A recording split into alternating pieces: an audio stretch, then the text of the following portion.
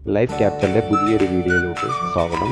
ഇന്ന് റാഞ്ചിയിലെ ഒരു famous tourist പ്ലേസിലാണുള്ളത്. അതായത് സ്വാമി വിവേകാനന്ദ സ്റ്റാച്യു കാണാൻ വന്നിരിക്കുകയാണ്. അതായത് റാഞ്ചിയിൽ നിന്ന് ഏകദേശം 1.5 കിലോമീറ്റർ ദൂരെയുള്ള വിവേകാനന്ദ സരോവർ എന്ന് പറയുന്ന തടാകത്തിൻ്റെ നടുവിലായിട്ടാണ് ഈ സ്റ്റാച്യു സ്ഥിതി ചെയ്യുന്നത്.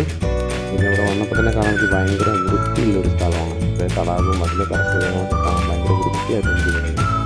അതുപോലുള്ള വണ്ടികളൊക്കെ നിൽക്കുന്നുണ്ട്, അത് ക്ലീൻ ചെയ്യാൻ വേണ്ടിയിട്ടൊക്കെ.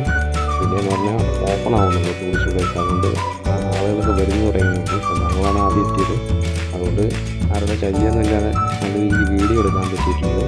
പിന്നെ പറഞ്ഞാൽ ഇവിടെ വൈകുന്നേരങ്ങളിലാണ് ഭയങ്കര തിരക്ക്. എന്ന് വെച്ചാൽ വൈകുന്നേരം ഇവിടെ ചുറ്റും ലൈറ്റ് അറേഞ്ച്മെൻ്റ് ഒക്കെ ഉള്ളതുകൊണ്ട് നല്ല ഭംഗിയാണെന്ന് പറയുന്നത് കേട്ടോ. അത് ആ സമയത്താണ് തിരക്ക് കൂടുതലും.